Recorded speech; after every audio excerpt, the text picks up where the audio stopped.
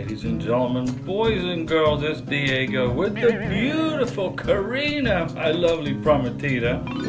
And we, like you guys, are waiting for our K1 visa, well not mine, Karina's, to get put in her passport. Our NOA-1 letter is dated April 18th, 2022, and our NOA-2 letter is dated May 30th, 2023. And for you guys that like to count days, that's 407 days. Okay, so what we're right now in the stage we're at as of June 16th, 2023, is we are waiting for the National Visa Center to send us a welcome letter, a letter of welcome. We welcome you into this visa process. Now, how long does that take? Well, it takes about 90 days. So guys, my opinion, just my advice, remember this is my second rodeo, my opinion, don't contact the NVC or USCIS for at least 80 days. Okay, give these guys a break, give them a chance to process your visa. Now, this video is about what happens when you get to the United States. What do you got to do? What's the process after you get the K1 visa or K2 visa in your passport? What's next? Now, like I said, I'm Diego, and I live in the Panhandle of Florida, near Pensacola, north of Navarre Beach, and Navarre Beach is where we're going to get married, and in Santa Rosa County, in Florida. And Karina is from Caracas, Venezuela. Beautiful. The beaches are so beautiful in Venezuela, ladies and gentlemen, boys and girls. But she is a legal resident of Bogota, Colombia. Now, you just completed your visa interview at the embassy with the scary immigration officer, right? You got your visa and your passport. You're looking at it. Ooh, how beautiful. And your sponsor has flown to your home country, and he or she is going to accompany you back to the United States of America. So you get on a plane and you land at the airport, and Karina and I will go to Miami International Airport. Then we're going to go through customs, through immigration. Now that could take 2 or 3 hours, because remember, your beneficiary has to have another visa interview at the entry point into the United States of America. Don't forget that. So plan accordingly if you have any connecting flights, okay? You don't want to have a connecting flight 2 hours after you land, because it's going to probably take 2 or 3 hours just to get through immigration. Okay, guys? All right. So now you've made it through immigration, okay? And at this point, your beneficiary will have another face-to-face interview, and the Border Patrol officer will create what's known as an I-94 record, which is a legal entry into the United States of America. So now this I-94 record is good for 90 days. It's basically a 90-day window of time to let you be in the United States of America. So if you don't get married within 90 days, the I-94 times out, and you have to leave America. So get married within 90 days. That's the next thing, right? So you get married, and you have a big wedding or a small wedding in a church, in a government office, in the courthouse, wherever it is. We're getting married on the beach, okay? And after you get married, you're going to get a marriage certificate, okay? Got to keep a certified copy of the marriage certificate, because what you guys are going to do now is adjust your status. You're going to adjust your status, which means you are no longer sitting on a K1 visa I-94 entry. You are now going to become a legal permanent resident of the United States of America. Okay? Okay, so what are you going to have to put in your adjustment of status paperwork? What are you going to put in it? So congratulations, guys, you got married, okay? And Karina, we're going to get married on the beach, so she's going to shake all the sand out of her wedding dress. And I'm going to shake all the sand out of my pants, and we're going to put our adjustment of status paperwork together.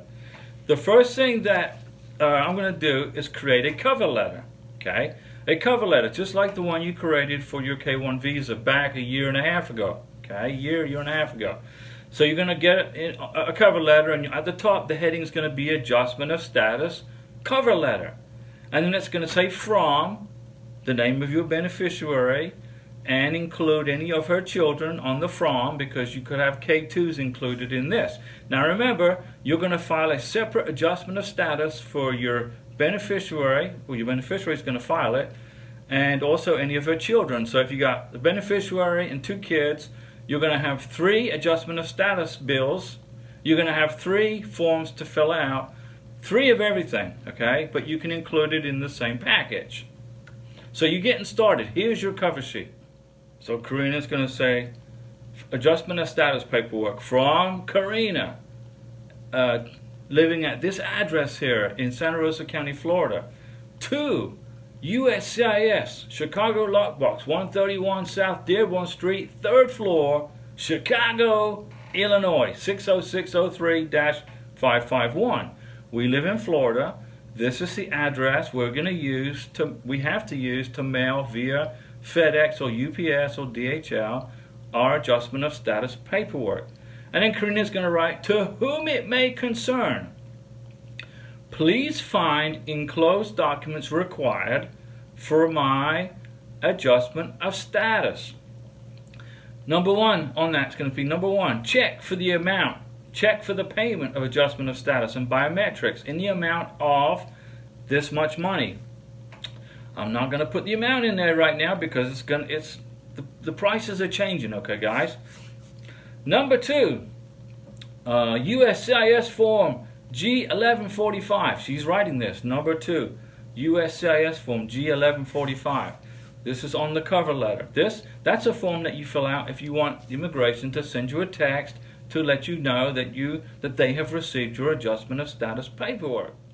On the cover sheet, next you're going to put USCIS form I-485, adjustment of status. Fill out that paperwork for you, for your beneficiary, and for her children. Okay, so you're going to have 2 kids, you're going to have 2 kids and your wife. You're going to have 3 I-485s you got to fill out, and then you got to fill out USCIS form I-864, which is the affidavit of support. This is different from the I-134, which is the declaration of financial support, which you handed in to the embassy. This is now USCIS form I-864, affidavit of support. Number 5, USCIS form I-693, report of medical exam and vaccination record, including your COVID vaccination. Now, on this medical exam form, they got a new form out now. You can check a box that says you've already had your medical exam in your home country, and therefore all you need is for the civil surgeon to update the vaccination records. But I recommend getting a complete physical over again, even though you had one in your home country, and include it in your adjustment of status paperwork. Next on the paperwork, the cover letter, Karina's going to write, certified copy of marriage certificate between Diego, U.S. citizen, and Karina, Venezuelan citizen. Okay, that goes next.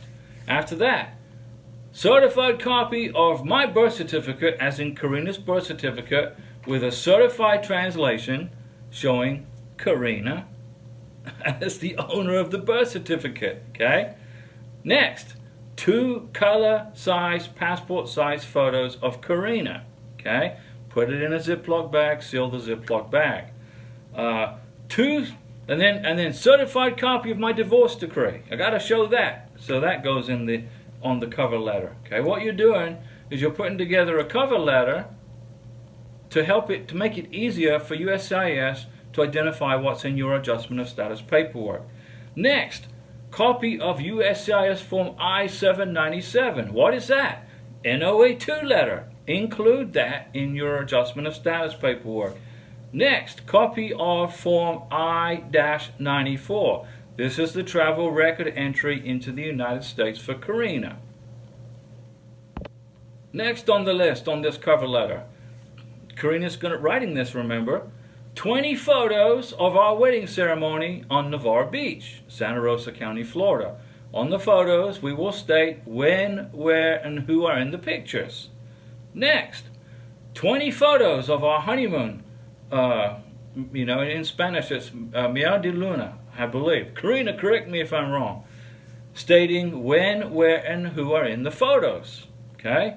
Next, plane tickets, boarding passes, and receipts of our honeymoon. Now, Karina's writing this. This is stuff that's going on the cover letter information for immigration to find in the adjustment of status paperwork. Next, letters of affidavit from our wedding guests. Next, copy of Karina's biographic page of her Venezuelan passport. Okay. Next, Karina's writing this, proof of U.S. citizenship of Diego, a copy of my biographic page of my passport. Next, Karina's going to write this, copy of my K1 visa in my passport. Next, proof of full medical coverage, medical insurance with us, it's going to be military TRICARE. Okay. Next, Karina's writing this, copy of our joint ownership and its certified value located at our, and then I'll put the address right here near Pensacola. Okay. Next, 12 months worth of bank statements from our bank, and I will highlight the deposits that go in. Immigration is not interested in what you just bought at the 7-Eleven on your credit card. They want to see what money is entering your bank and from where. So highlight it. Next, Karina's going to write, letter from our bank showing Karina as 100% beneficiary, payable on death. Okay, POD. We won't be able to add Karina to my bank account as a joint owner until she gets her Social Security number. So for right now, she is the POD, or the payable on death beneficiary, and I need a letter from the bank showing her as that person, as evidence, okay, that she has access to my bank account, our bank account. A copy of her new U.S. military spouse ID card. Okay, she gets married to me. I take her on the base. We're going to get a military ID card for her, spousal ID, to give her access to medical care and the exchange to buy groceries, the commissary. I'm going to make it get it. Now she doesn't need a Social Security number to get this right off the bat. But the U.S. military will be, expecting that. So when I get her Social Security number, then we'll go back to the military base and update her record. I'm going to put her name on the car title. Okay, so that will show joint ownership, and then I will pay the government folks downtown here to print a new car title showing my name and Karina's name on the title to the vehicle, showing joint ownership. Immigration want to see combination of assets. This is one way you can do it. Proof of residency here in our house in Florida. I'm going to put her name on all the utility bills, the gas for cooking, the electric bill, the trash bill, the water and sewage bill. I'm going to get her cell phones in Colombia are going to be no good here in Florida. The SIM cards are totally different. So I'm going to get her new cell phone, a new cell phone number, and her name will be on that cell phone bill with mine. I'm going to get that printed out. Okay? I'm going to put her as a joint owner on a credit card account with our bank. Okay? So I'm going to get her a credit card with her name on it, Karina, with her married name to me, and then she will have a credit card. And then I'll print a statement from the bank showing she is a joint owner. She has access to a credit card if she needs to get stuff like groceries. I'm going to put her name on the Homeowners Association. Okay, now the Homeowners Association is a good thing in some ways and is a bad thing in other ways, but it is what it is. But her name's going to be on there. I'm also going to provide evidence of when we lived together for 10 months in Bogota, Colombia. Remember, in 2022, I lived with Karina for 10 months. Okay, so I got all the receipts and all the rent receipts and the dinner receipts. I got 10 months worth of stuff. I'm going to include that in the adjustment of status paperwork as evidence of our relationship. I'm also going to include evidence of past financial support. Every month I'd send her some money with Western Union, and I kept the receipts. So I'm going to include that. Well, she will in the adjustment of status paperwork. I'm going to put in there, I'm going to give to Karina a copy of my real estate license. Evidence of employment, evidence of licensure, the state of Florida. Trust me to sell houses and businesses in Florida, and I need to include that. as evidence of financial support for Karina. Okay? I work for a broker. Karina will include a copy of my last tax return. Now that could be 2022 or 2023. We don't know yet. Okay? And so if she comes to America and we get married in October, November, December, then when I file my taxes in 2024, I got to file married filing jointly. But I can't do that until I get a Social Security number. And so if we get married in January, which will be probably better, then I can file my taxes single, okay? And I won't get the deduction, oh well. But that would be the easiest way to do it, so that'll give immigration time to process Karina's Social Security number for our 2024 taxes, where she will become a joint member. But I got to include my taxes, my last tax return with the adjustment of status paperwork, with my 1099s, W-2s, etc. And a tax transcript if you can get it. And I'm going to also put in there for Karina life insurance documentation showing Karina as the full beneficiary 100% for life insurance. And that's about it, ladies and gentlemen, boys and girls. A letter from your employer if you want to throw that in there, etc. So you put all this documentation together, okay? You give it to your beneficiary, your new wife or husband, and you include it in your adjustment of status.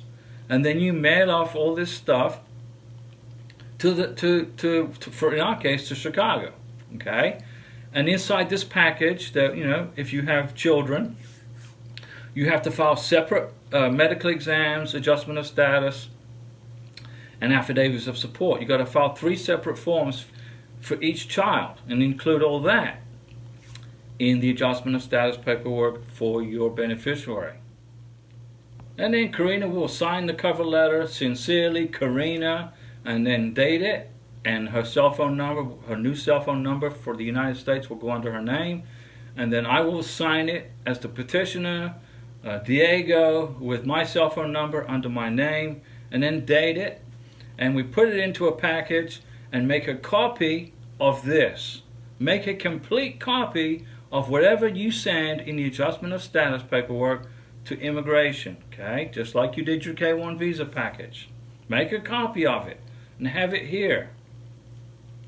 Well, not here, have it at your house, but we're going to have a copy here. Now, if you want to get a work permit or an advance parole document, you can also include that in your adjustment of status paperwork. And I'll make a video on how to fill out and what documents are required for the work permit, which is called the Employment Authorization Document, or the EAD, and then the advance parole if you want to travel while you're waiting for your 2-year green card to get here. Now, I don't recommend you travel on an advance parole document.